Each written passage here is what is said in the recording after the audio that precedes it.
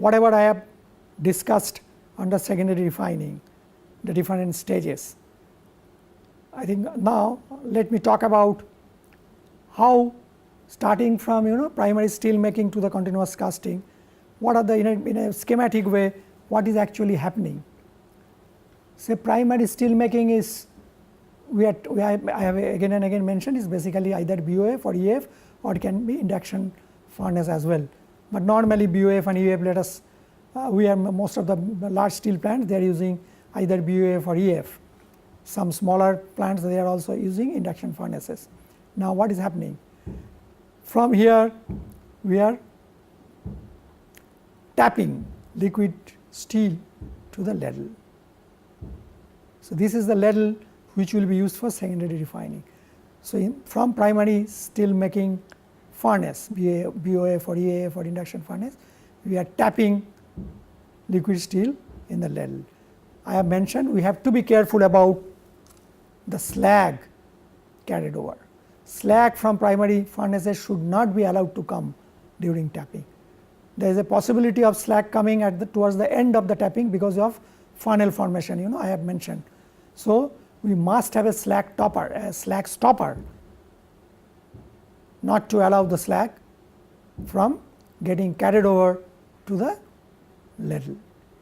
Otherwise this will create problem I have mentioned, because this slag has high amount of iron oxide, some amount of manganese oxide, some amount of phosphorus oxide. This will create difficulties in subsequent secondary refining processes.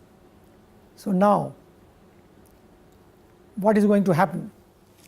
Now we are going to do, after we tap in ladle, we are going to do ladle treatment. So how, what we can do? First I have to do deoxidation. So I can use aluminum wire fitting which can do deoxidation. Some argon rinsing is necessary, I have told you. Why? Because argon can be sent in the ladle from the bottom, because this will try to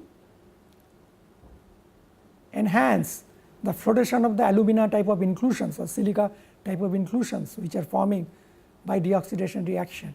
This will enhance the inclusions to float up and get absorbed by the slag. So this is important, argon starting is important during ladle treatment.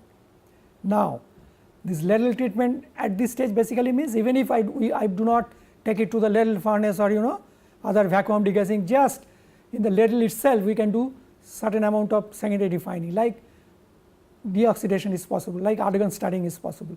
So inert gas purging is possible.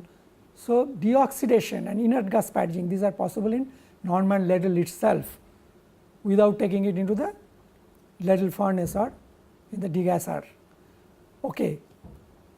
Now if you want still better quality of steel, we want good desulfurization, we want degassing. So what is the way out? We have to take the ladle to the ladle furnace. So what are possibles here? Additions are possible. Additions means we want to form a good quality slag here of high basicity, because CO has to be more, then only desulfurization will be possible. So additions for slag formation, as well as additions for getting alloying elements of proper quantity. That means for alloy, ferroalloy addition can be done here. We can do argon purging also here. So we can do arc heating. If it is a ladle furnace, means we can do arc heating here. So that means the temperature adjustment in whatever processes we are doing, whatever additions we are doing, there is a temperature drop. So we have to increase the temperature. So ladle furnace provides us that facility. We can increase the temperature. If you are processing the liquid steel only in the ladle, we cannot heat it. So too much of addition is also not possible. So there is some limitations in normal ladle treatments without using ladle furnace or vacuum degassing. First, desulfurization is not possible to the desirable extent, degassing obviously not possible. Too much of addition will bring down the temperature. What we can do? We can do deoxidation, we can do argon rinsing, this is possible. So oxide cleanliness we can control, but sulfur is difficult to control only at this stage. So sulfur control, that means desulfurization, is definitely possible in ladle furnace. temperature management is much better here because we can heat. Now, instead of ladle furnace we go to a vacuum degassing units, it may be RH, circulation degassing is possible, it may be VD, it may be VAD. So, what we do, again additions are possible, again arcing is possible, like if you do VAD or RH, heating is not RH, if you go to VAD then arcing is possible, argon injection is always definitely possible. So, and if we say vacuum process means we can use vacuum, whether it is VAD, VD or RH. So, instead of normal just simple ladle treatment, if you are in ladle furnace or vacuum furnace, some more secondary refining possibilities are there. So, quality level can be enhanced further. Now, next after inclusion levels have been controlled, quality we expect that the quality is enhanced, what do? We can hold the ladle, because as I have told you, this holding the ladle will help us in two ways. First, it is possible here to do calcium treatment, that means whatever calcium injection I had just talked about few minutes back. So, those calcium wire can be fed at this stage in the ladle. This wire which is present in the spool, in the form of a spool, with the help of a feeder, this wire is being pushed deep inside the ladle. So, wire injection is possible at this stage, and then if you are holding the ladle, we are allowing the inclusions to float up, whatever alumina inclusions are forming, whatever calcium oxide aluminate are forming, this holding will help us in allowing the inclusions to float up. And if you have argon facility, which is normally all the ladles have argon purging facility, this is helping the inclusions to float up. So, after this we have to go to the turn dish if you are going for continuous casting. That means, from the ladle we have to go to the turn dish. Now, we have to again do timming, that means the steel, liquid steel whatever is there in the ladle now should go into the turn dish. Now, at this stage some refractory nozzle is necessary, because whatever care we have taken in enhancing the quality of steel, in controlling the inclusions in steel, particularly oxide inclusions, what is going to happen if we do an open timming? That means the liquid stream, when it is coming out from the bottom of ladle to the turn dish, if it is open, that means it is reacting with oxygen and nitrogen in open air. So, there will be reoxidation, there will be re-nitrogenation. That means, oxygen and nitrogen liquid steel will go up, oxide inclusions will form, and we know that due to reoxidation, these oxides which are going to form, these are basically exogenous inclusions sort of. So, they are in large in size, very harmful to the liquid quality. So, we have to be careful about this steaming. We must do this steaming with the help of some refractory shroud together with argon rinsing. So, argon passing through refractory nozzle will help the stream to be protected, will not allow the stream to get reacted with oxygen and nitrogen. So, reoxidation and re-nitrogenation possibility of these are controlled to the extent will be much less if you tim in presence of refractory nozzle as well as oxygen rinsing, oxygen shrouding we call it. We call it shroud, refractory shroud as well as argon shroud. Now, from turn dish, finally the liquid steel is allowed to move to the continuous casting mold. So, again the liquid steel will be coming out. So, again at this stage of timming there has to be refractory shroud, which we call is sub-entry nozzle. The liquid steel is not allowed to fall just like that. There has to be a sub-entry nozzle and there has to be some argon shrouding to protect the liquid steel, liquid stream, the stream of liquid steel from getting oxidized and re-nitrogized. So, this is the sort of sequence of activities which are essential for getting a good amount of, or rather a good quality of steel, the desired quality of steel, to control reoxidation of steel. The total oxygen control, total oxygen contained in liquid steel at the final stage should not be more than 25 ppm. If you do all this, if you take all these cares, it can be further controlled to even less than 15 ppm. If you do all this, if take all these measures and do all the controls. So, for getting a good quality of steel, we have to be very careful at every stage, starting from slag, cutting out the primary slag using slag stopper, and then taking precautions or taking steps whatever necessary at every stage of secondary refining, proper deoxidation, proper argon stirring, proper heating if necessary, because in the process you see so many steps we have to pass through. The temperature might come down, we need a particular range of temperature here during casting or ingot casting, whatever it is, continuous casting or ingot casting.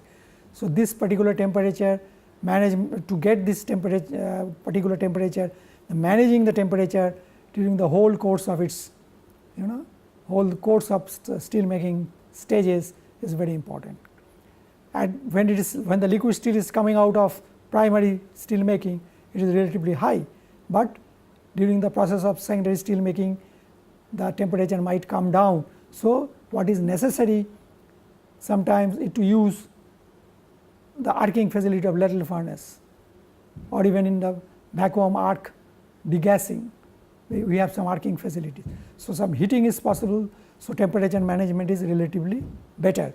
So, the temperature of liquid steel which is coming off the primary steel need not be very high here, because in between, if the necessity is there, we can do some arcing and temperature increase, because unnecessarily we should not go to very high level of temperature in BOF or EF, because that makes the steel dirty.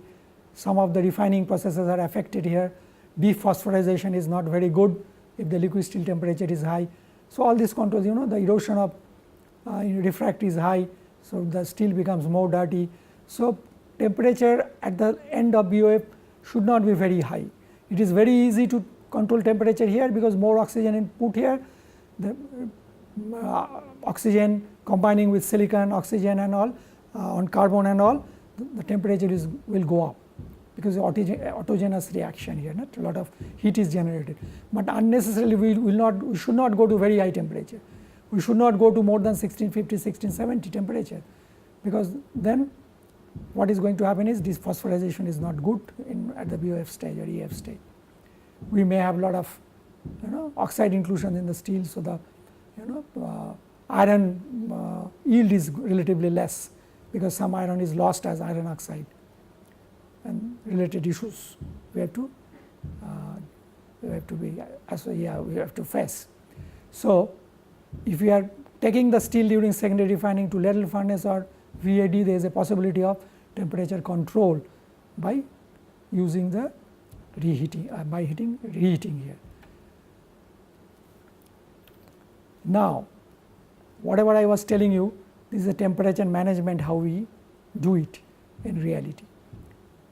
So, here liquid steel temperature after BOF or EF, say it is up to this. That means maybe it is about 1630 or so. It should not be very high, as I was mentioning. If we are using LF, it should not be very high, because there is a possibility of increasing the temperature of liquid steel during subsequent LF treatment.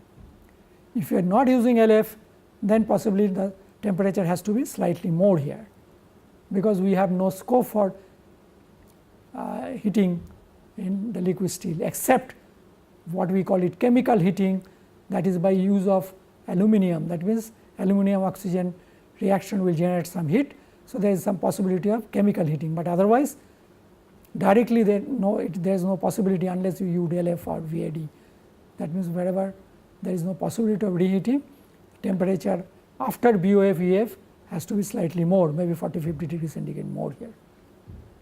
In the process, the extent of dephosphorization is relatively less if you have more temperature here. So now what is going to happen? We are tapping it and we are adding the alloying elements. All these will cause the temperature to come down by say about maybe 70-80 degrees centigrade here. It is coming down to maybe slightly more, and then we are starting the ladle furnace treatment. There we can increase the temperature. So what we do is we can first make all the additions because some temperature loss will be there. Then we may add some carbon for adjusting the carbon if it is necessary, or as a first step of deoxidation we can add some carbon. So in the process we can get some temperature increase, and then using arcing we can increase the temperature. So here we have mentioned some, during the heating we can add some trimming additions for adjusting the alloy chemistry. We can add some fluxes because calcium oxide has to be added, because the slag has to be very high in CO for good desulfurization. Then we can do wear feeding also. For deoxidation, wear feeding of aluminum is possible here. So some purging is also possible. So at this stage, or even wear feeding of calcium is done at this stage, last stage of LF, or just outside the LF. Then we are transporting the liquid steel which is in ladle to the continuous casting bay. So again there is some temperature drop, and then we are pouring the liquid steel in some tun dish. Tun dish is already preheated before the liquid steel is poured, so there is maybe a slight increase in temperature, and then of course the casting starts. There may be slight decrease during the process of casting. So at the stage of casting, the desirable temperature is somewhere here, depending on the alloy, say it is around 1550 or so. So therefore, what should be the pouring temperature from BOF or EAF? It depends on what is our desirable casting temperature. If we take the ladle through ladle furnace or VAD, then there is a possibility of heating up. Accordingly, we adjust the pouring temperature. If we do not take the ladle through LF or VAD, so that means there is no possibility of heating, then the temperature here, pouring temperature has to be slightly more, maybe around 40-50 degrees centigrade more, because there is no scope of heating. So what is important here for temperature management is, depending on the final requirement of temperature. This is dependent on what? This is dependent on what is the liquidus of the particular alloy, and some superheat has to be there. So that means what should be the casting temperature? So liquidus plus superheat, say about liquidus plus 30 degrees centigrade or 40 degrees centigrade, that is the superheat. So that temperature we have to, that means when we are starting the casting, we must have that temperature in the tun dish, because during the process of casting there may be a drop of maybe 10 degrees centigrade or so. So we must ensure when you are starting the casting, the desirable temperature is there in the tun dish, the liquid steel which is there in the tun dish. So tun dish proper heating is important here. If there is no heating of liquid steel through LF, at LF or VAD, then the temperature has to be slightly more, pouring temperature from BOF or EAF, though that is not desirable. But when there is not a provision for temperature control, that means we are not using either LF or VAD, then temperature has to be slightly more here to get the desirable temperature during casting. So this is the way we maintain the desirable temperature. And then I have mentioned how by the different secondary refining processes we get the desirable quality, how we are using at every teaming stages refractory shroud and argon rinsing, or whatever is called argon shrouding, argon protection, so that there is no deoxidation. This is very important, because whatever care we are taking for making a good quality of steel in secondary refining, that should not get jeopardized at the time of teaming by reaction with oxygen and nitrogen. So reoxidation, renitrogenation are not desirable. They have to be stopped. How do we stop it? By using proper refractive shroud, by using proper argon shrouding during teaming. Teaming from ladle to tun dish and again from tun dish to mold. So, this is very important. Thank you very much.